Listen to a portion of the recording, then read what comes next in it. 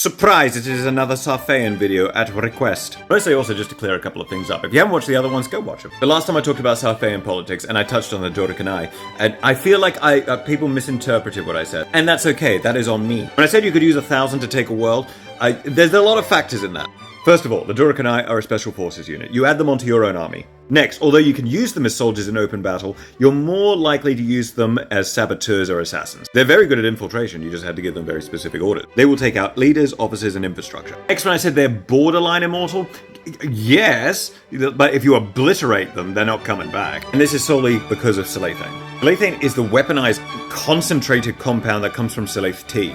What it does is it rapidly regenerates cells. Think of this like Wolverine level of healing. It's rapid, but not unbeatable. And the reason there's only about 200,000 of these units is because Silethane is hella expensive. Because Sileth trays only grow under certain conditions, and they only yield leaves once every 4 years. And there's only one planet that you can grow the best ones on. Samarouge, where they're from. Like, you can plant them on other planets, but they won't yield. This is where the political element of the Silethane comes in. It's controlled by one house, House Chronosai. They have a monopoly on this. And for thousands of years, the Duruk didn't want them to get too powerful. However, all that went out of the window because 10 years prior to the start of the story, there was a massive coup against House Chronosai. Because they used the Silethane trade to take over 3 branches of the Duruk. They held the offices of Durator, the head of the state, Diamator, the head of the army, and Korator, the head of the faith. So their rivals, House Nomakai, wiped out like 95% of the house through a series of very unsavory assassinations. Whilst it shocked the Republic, it was sponsored by the Sarfeyan banking societies and several corporate entities, as well as some of the other great houses. Thus, House Nomakai stepped in as the unofficial leaders of the Republic, and were allowed to hold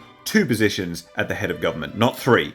They took the offices of Durator and Diamator, the head of the state and the armed forces. However, there was a catch. They had to incur a monstrous debt to the Sarfeyan banking society. Like an astronomical amount of debt. Like, even after 10 years of high political office, they've only paid about 1/8 of it.